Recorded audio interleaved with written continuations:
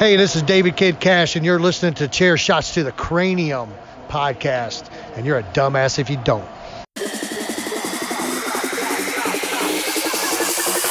Make their head drop.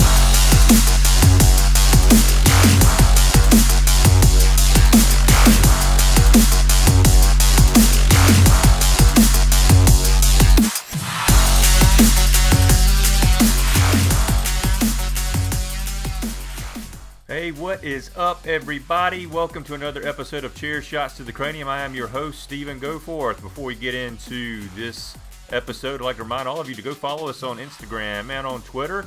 It's Chair, the number 2, Cranium, Chair 2 Cranium. Again, that's on Instagram and on Twitter. Go follow us on Facebook, and also go subscribe to us on YouTube, Apple Podcasts, Google Podcasts, Spotify, SoundCloud. So we got a lot of platforms where you can listen to the show, subscribe, get alerts as to when a new episode or a new interview drops. So don't miss a single episode of Chair Shots to the Cranium. Also, go to our website, chairshotstothecranium.com. Again, that is chairshotstothecranium.com. And you can also listen through onewrestling.com. Again, onewrestling.com, one of the best sites to go to for the latest and greatest news in professional wrestling. Again, onewrestling.com. I will be having some new interviews dropping very soon, so keep your eye out for that. And as always, I cannot thank you enough for taking time out of your day to push that play button, to listen to our show. Your support is tremendously appreciated. So tell your friends, tell your family about us. Help us grow our following. Without further delay, let's head right into the top news in professional wrestling and the Cranium Correspondence.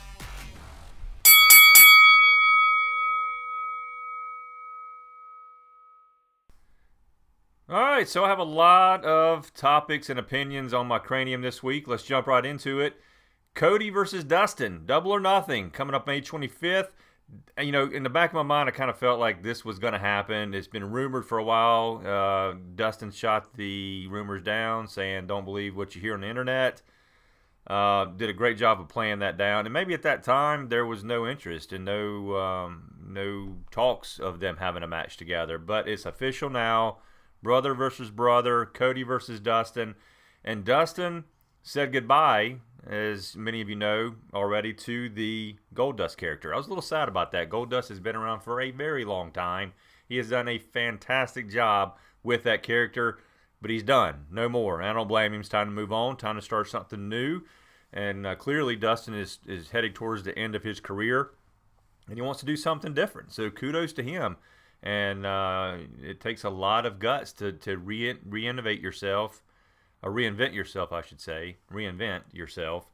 And Dustin is doing that. And I'm curious to see where that character goes from here on out, and who he goes by. What name is he going by? Is he going to go by Dustin? Is he going to go by Dustin Runnels? Is it Dustin Rhodes? Is he going to come up with a completely different name?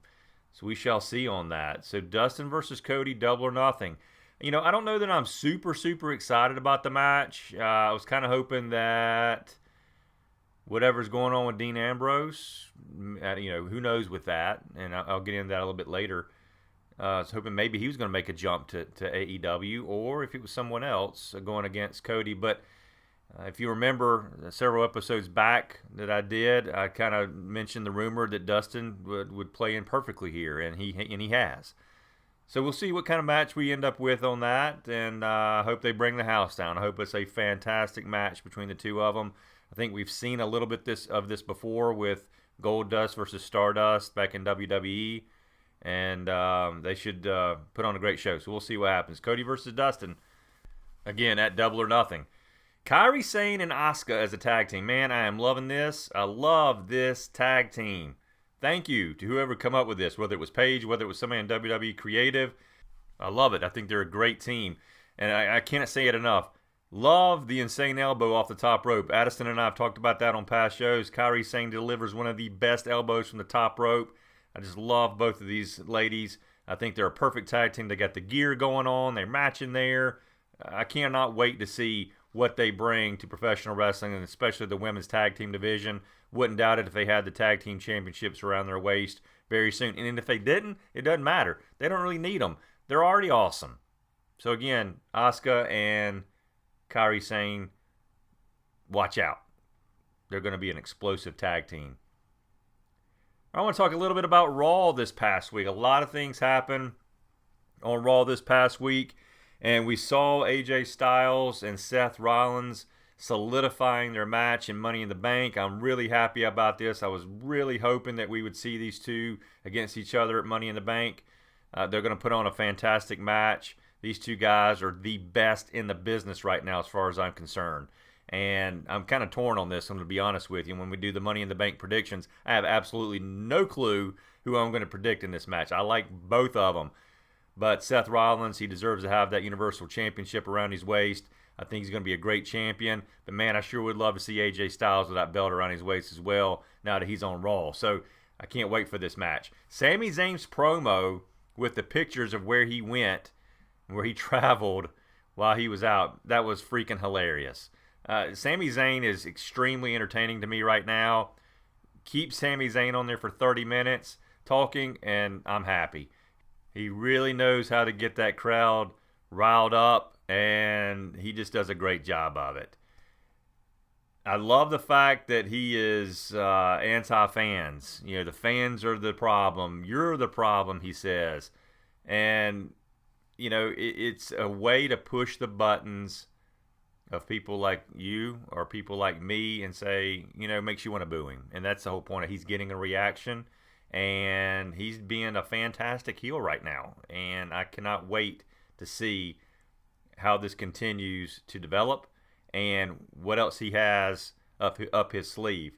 So Sami Zayn, you're doing a great job, man. Keep entertaining us. Keep up the good work. You have got something red hot going right now. Keep it going. So the next thing I want to talk about is Bray Wyatt in the Firefly Funhouse. You know what? I'm watching this and I'm thinking, okay, this is a little bit of a mixture between Pee-wee's Playhouse and Blue's Clues. I don't know if anybody else kind of caught on to that. I'm getting a sense of both of those. Not saying that's a bad thing. I grew up absolutely loving Pee-wee's Playhouse. My kids loved Blue's Clues. So, you know, it's a perfect marriage together there.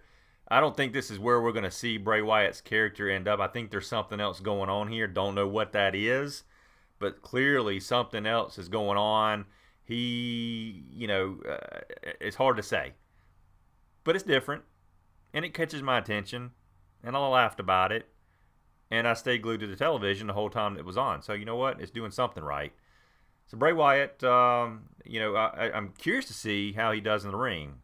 I'm curious also to see his entrance. Is he going to keep the same entrance? Is it going to be something different? I don't know. I kind of liked what he was doing before. It was unique. It was different. And it made everybody pull their phones out and have the Firefly effect going. I think we'll still see that. I think they'll darken the lights, you know, and let everybody pull their phones out and create that Firefly effect. That's a tongue twister there.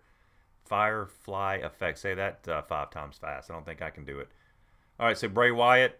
Let's see what happens. Like it. It's different. Bobby Roode's makeover. From Bobby Roode to Robert Roode. There's been a lot of pictures out there on the internet comparing him to Rick Rude in terms of appearance, the way he looks with the stash, the shorter hair, the robe. I'm not quite sure what they are doing here. If they're purposely trying to have him imitate Rick Rude and use that as a storyline or character that he's better than Rick Rude. I don't know where this is going to go, but I just feel like it's a, you know, obviously a complete ripoff of Rick Rude, and I don't know that it actually legitimizes Bobby Roode in any way, shape, or form, seeing that he is too much like Rick Rude. Nobody wants to see that. People want to see something different. Now, if he comes out and tries to act like Rick Rude, like he is Rick Rude reincarnated or something, maybe that would be funny. Yeah, that might be kind of interesting. That Rick Rude is taking over my body. Rick Rude is reincarnated through Robert Roode. Again, different, silly, yeah, but it's different. So I could see them doing something like that. I don't know. It just seems a little weird to me. We'll see what happens with it. All right, Alexa Bliss is supposed to reveal the men and women's Money in the Bank participants next week on Raw. I don't know how I feel about this. What I love about Money in the Bank is the fact that we get to watch these qualifying matches and see who earns their way into that match. And then when they all come together in the Money in the Bank match, it makes it so much better. So I don't know if she's going to announce the matches that would qualify them for Money in the Bank, or if she's just going to come out on stage or come out to the ring and say, these people are in the men's and these people are in the women's. If she does that, I'm going to be extremely disappointed, because this is one of the main reasons I love Money in the Bank. It's the build up to that Money in the Bank match. It's watching these men and women earn their way into that match, and then when they go up, whoever it is, and grab that briefcase, it's that much better. So you may agree or disagree, but again, that's what I love about Money in the Bank. Let's have them fight it out. Give everybody a chance to get in this thing. If you're going out and naming 5 or 6 or 7 participants right off the bat, what about 5, 6, or 7 guys or ladies who had the chance, or did not have the chance, I should say, to earn their way into that match? They're being left out. You're just being handpicked. Go out and earn it. That's what's great about it. We'll see what happens on it. But right now, I don't like where it is going. Do the qualifying matches. All right, let's talk a little bit about SmackDown. SmackDown, I tell you, KO, Kevin Owens, being part of the New Day and how he turned on them got me. It got me. And I guess maybe I'm just being naive. I wasn't paying enough attention. Maybe I just lost myself in the storyline of him being part of the New Day. But they got me.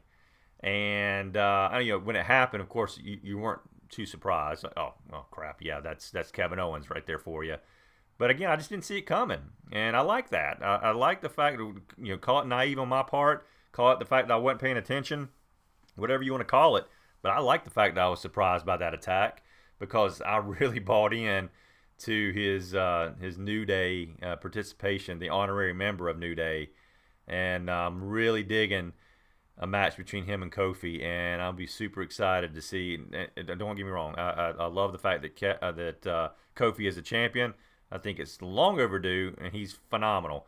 But I'm going to be super pumped if Kevin Owens takes that WWE Championship, because he deserves it. He's one of the best in the business, not only in the ring, but also on the mic. I've said that many, many times. So, KO turning on the New Day, a little bit of tomfoolery, and facing what appears to be Kofi Kingston at Money in the Bank. How about Elias' partnership with the McMahons? I'm loving it. I love the fact that Elias is just playing this guy that is sucking up to the McMahons, I guess you could say, or taking advantage of the fact that the McMahons are endorsing him. And I've always been a big fan of Elias. I feel like he needs to have more in-ring time. I think he deserves to have a better story line or a rivalry or feud with somebody. And I'm liking the fact that they're putting him with Roman Reigns. And I hope that they put on a great match at Money in the Bank. And I really hope, for Elias' sake, he comes out with a victory. Nothing personal to Roman Reigns. And all his fans out there, if you're listening, I like Roman Reigns. But I like Elias, and I think Elias deserves a big victory like this over Roman Reigns to put him over, put him into a bigger spotlight, give him even more legitimacy in the WWE, and maybe set him up for a run at the WWE Championship at some point. So Elias, I'm liking it. Let's see what happens between he and Roman Reigns at Money in the Bank. All right, Bayley's attitude. How about Bayley's attitude in that segment with Becky Lynch and Charlotte? I love that fiery attitude we saw out of Bayley. It's about time. She's trying to go in there and take what she deserves and solidify her place in the women's division. I really wish she would have won that match against Charlotte. I hated to see that. Charlotte has had her chances. She has been in the spotlight and deserves to be there. Don't get me wrong. I like Charlotte as well. But so does Bayley. And there's a lot of Bayley fans out there that want to see her get another run with a championship. She deserves that. She's fantastic. So maybe they can do something to get Bayley back in the mix here. But at least they are putting her up there and giving her opportunities. I'm just so sick and tired of seeing her lose all the time. She's better than that. So now we have Becky defending both titles at Money in the Bank. She's defending the SmackDown Women's Championship against Charlotte. She's defending the Raw Women's Championship against Lacey Evans. And that leads me into the next thing I want to talk about, which is Lacey Evans' character and her impact on the women's division. I like Lacey Evans, and not because I'm a South Carolinian and she's from South Carolina. That's obviously a big part of it. But I like Lacey Evans. I like her character. I like the way it's different. I like her sass. I like her athleticism. She's great on the microphone. She grabs your attention. She's beautiful. She's got a lot of things going for her. I think she could be a great player in the women's division, especially if she was champion. Lacey did a recent interview with Mike Mooneyham with the Post and Courier, and in that interview, she talks about the message that she wants to spread. And the message she's wanting to spread is how it doesn't matter where you come from or what you've been through. It's that you can accomplish anything you set your mind to. Now, clearly that's something that a babyface role would really push, and the message that would get put out there was that you can do anything you put your mind to. You can do this. And she's not a babyface. She's a heel, and a dang good one at that. But I just, I like the fact that this is her. This is who she is. This is the real Lacey, and she has come from a tough background, and she's been through a lot, and she's a great testament to what she's saying. No matter what you do, no matter what you've been through, you can overcome it, and you can do what I've done, which is accomplish your dreams. So I like Lacey. I wish her all the best. Cannot wait to see how she comes out in the ladies division. I hope they keep putting that rocket strap to her and just launching her to the stratosphere, because she's great, and I think she would be a phenomenal player in the women's division. So did we or did we not see the return of CM Punk recently at an independent wrestling show? I've heard some people say, nah, no way, that wasn't him. And other people saying, yep, that's absolutely him. And it's 100% legit. So the whole story there, if you've not heard it or not seen it, is CM Punk showed up on a show this past Friday night. It was the MKE wrestling show in Wisconsin. He comes out as a masked wrestler, hits the ring, hits the GTS, out he goes. And if indeed it was CM Punk, which again it appears that it was, man, I'm really excited about it. And I hope that we see more of him. Maybe that's all we ever see of CM Punk. Maybe he just makes these random appearances at independent wrestling shows as a masked wrestler to hit a GTS, and out he goes. If he does, how about showing up at Universal Championship Wrestling, CM Punk? We would greatly appreciate that. But nonetheless, check it out. Go out there and Google it. You'll see it if you hadn't already. Pretty exciting stuff. Great to see CM Punk even back in a wrestling ring again. The Backlash pay-per-view was scheduled for June the 16th in San Diego, and that has been scrapped. Now, that show was never really official, but it was kind of on the agenda of shows to have.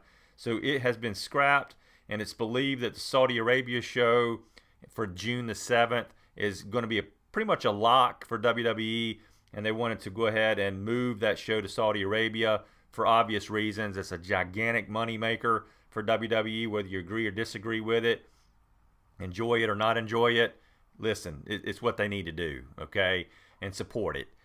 I mentioned in a past episode, I just can't wrap my head around the time change and the fact that it's like on a Saturday morning or a Friday afternoon or something like that. Whenever it is, it's just not a Sunday afternoon pay-per-view, which is odd to me. That's the only part I don't like about it. Other than that, I think it's a great thing. So again, Backlash not happening this year.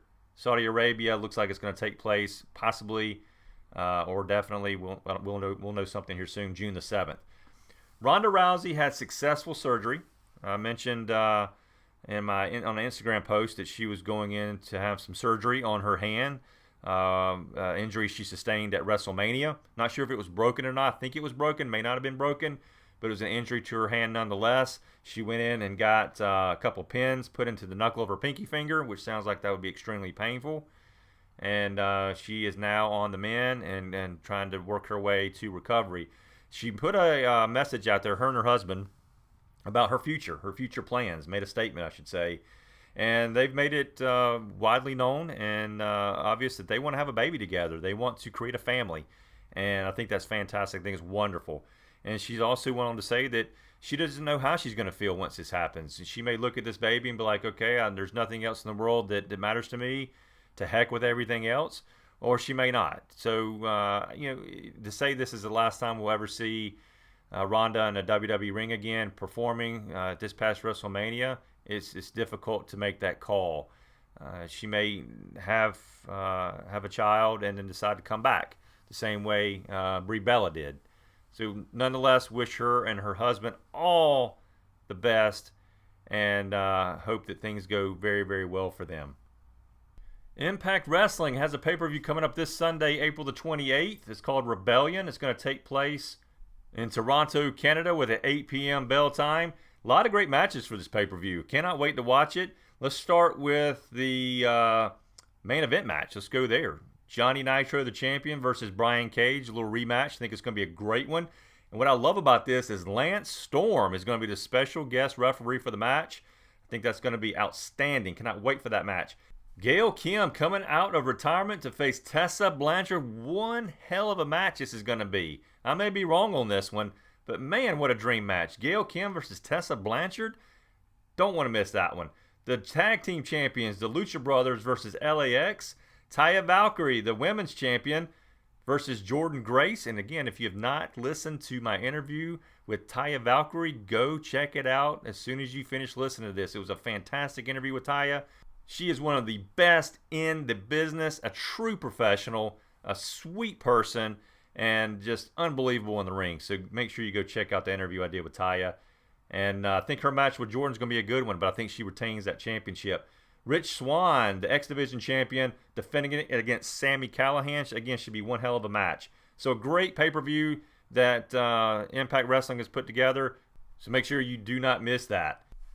But the wrestling show that you need to watch or need to check out this weekend is the Universal Championship Wrestling show, Extreme Spring Stampede, taking place on Saturday, April the 27th in Senoia, Georgia. If you're not familiar with Senoia, Georgia, it's where they film The Walking Dead. This is going to be a fantastic show that you cannot miss. If you're in the Senoia area, anywhere in Georgia, South Carolina, any state that's surrounding Georgia, get in your car and go to this show. If you're not, if you're listening to this somewhere far away from Georgia, jump on a plane, jump on a train, get to this show. You don't want to miss it. All right, so I'm going to run down the matches that are going to be taking place at Extreme Spring Stampede, again, April the 27th. Let's start out with the former UCW Universal Champion, Johnny Swinger. If you've not seen Johnny, don't know where you've been, but you're missing out on fantastic talent against the amazing Elijah Proctor, another great wrestler who has a fantastic character, does some tremendous promos as well leading up to matches, and backs it up in the ring. So Johnny Swinger versus Elijah Proctor. Tag team match to crown the new UCW United Atlantic Tag Team Champions. It is the great tag team of Takuri and King Garuda against Amon Toussaint and Blake Beretta. Should be a great tag team between these two teams. Takuri and King Garuda, high flyers, non-stop action the whole time. Blake Beretta and Amon Toussaint recently formed an alliance. Should be a very interesting match. The amazing Leo Pride against Stan the Man Lee with Miss Andrea in his corner. Stan is a great heel wrestler and can draw some serious heat from the crowd, going up against the young and upcoming Leo Pride, who never fails to entertain you when he steps in the ring. Cannot wait to see how this match turns out. Have a Four Corners women's match to crown the new Universal Women's Champion. This is going to be a great match with the current TNA Knockouts champion Taya Valkyrie versus Heidi Katrina versus Maddie Max versus Darcy Dixon. Cannot wait to finally see who will come out as the new Universal Women's Champion. This is going to be one of the best matches of the night, in my opinion. The current Universal Tag Team Champions, Team Fearless, who have held those titles for quite some time now, going up against the Slambinos with Stormy Lee in their corner. Can the Slambinos knock off Team Fearless and take those tag team championships from them? We shall see. It should be a great matchup. United States Champion Kid Cash versus Caleb Conley. I believe Caleb's going to give Kid Cash a run for his money on this one. Should be another great matchup. Didn't think I would see these two guys in the ring together. And just another reason why you need to check out Universal Championship Wrestling, because you never know who you will see in the ring against one another. Should be a wonderful matchup. Again, watch out, Kid Cash. Caleb Conley is coming for that United States Championship. And finally, the main event, Carlito, the current Universal Heavyweight Champion, against MVP. Again, one of those matches that we hadn't seen these two guys in a ring against each other in a very long time since their days in WWE.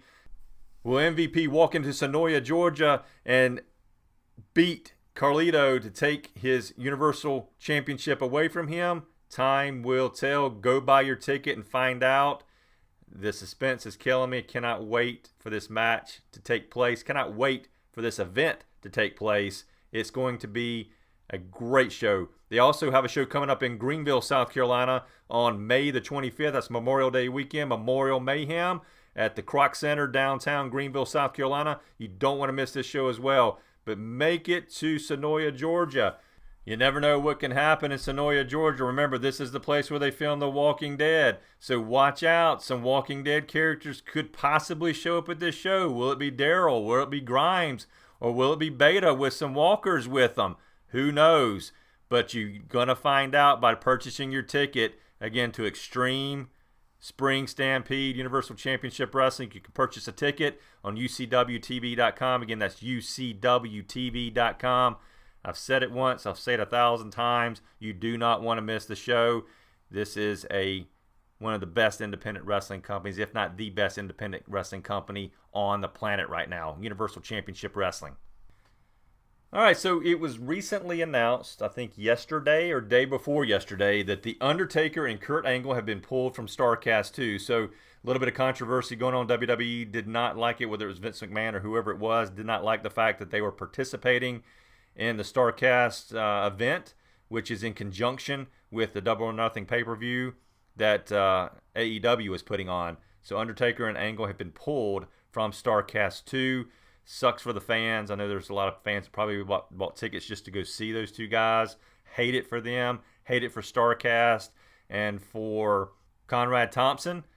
But it is what it is, and that's what they have to deal with. And still think it's going to be an outstanding show. If you're anywhere near the Las Vegas area, or if you're not, do what you can to get to Starrcast 2. Should be a fantastic event. And finally, the last thing on my cranium today is Sasha Banks. And I don't know what the heck is going on with her in WWE. She's clearly, from all reports, unhappy with where her character has been going, storyline-wise or whatnot. And she is just not ready to come back. She's wanting to sit this one out for a while. And, what we have to understand about these wrestlers is that they are, in a sense, independent contractors, and some of them are they're in charge of their own branding, and they need to look after that. And if they're in a situation that they don't like, if they're in storylines or in a character that they feel like is not helping elevate their career, they've got to make a tough decision as to what they want to do. Do they want to continue with the company they're with, in this case WWE? Or do they want to try to go and work things out with the creative team and come up with something different, whether it be with their character or with the storyline? I hate this. I'm a huge fan of Sasha Banks. I want to see her back in there. She's one of the best, and she deserves to be up there with the best. And she deserves to be in whatever storyline is going to make her appear like the best to herself and to her fans. I hope she gets things worked out with WWE. If she doesn't, I hope she find something that can make her happy, whether it's going and touring the independent ranks, whether it's to go to AEW, whether it's to go to Impact, whether it's to go to Ring of Honor, whether it's to go to New Japan. There's a lot of options out there right now. Mr. Apter, Bill Apter, dear friend, says we are in the era of choice. We are in the era of choice, and he hit the nail on the head when he said that. There are a lot of choices out there, not only for fans, but for the wrestlers, and that's a great thing. We need competition. Competition makes things healthy. So I hope that Sasha does what's best for her. I want to see her character and her as a person be extremely successful, and wish her all the best no matter what happens. So we'll keep you updated. We'll see what's going on. And if there's anything that we hear definite, it'll be on our social media page, on our Instagram page, on our Twitter page, on our Facebook page. Make sure you go subscribe. Facebook, follow us, Chair Shots to the Cranium. Instagram and Twitter, it's Chair, the number 2, Cranium, Chair 2 Cranium. And again, go subscribe to us on Apple, Google, Spotify, and SoundCloud. And also go subscribe on our YouTube channel. Thank you again for taking time out of your busy day to hit that play button wherever you are. If you're traveling in your car, if you're at work, if you're at home, wherever you are and you're listening to Chair Shots to the Cranium, thank you. And again, please go tell your family, please go tell your friends about Chair Shots to the Cranium. And you know what? You can go buy a Chair Shots to the Cranium t-shirt at ProWrestlingTees.com. Again, ProWrestlingTees.com. Pick up your very own Chair Shots to the Cranium t-shirt. They're awesome. Anytime I've worn it out, people see it. They're like, I love your t-shirt. Where did you get it? ProWrestlingTees.com. Don't forget about our Money in the Bank prediction show. Money in the Bank is coming up in about 4 weeks. So we will put out a prediction show, Addison and myself, leading up to Money in the Bank pay-per-view, and also get an update on where we stand on our prediction records. Addison still has a slight lead on me. So we'll see how we shape out with this pay-per-view, and if she will increase her lead or if I will take over the lead. We shall see. So as always, I thank you for taking another Chair Shot to the Cranium.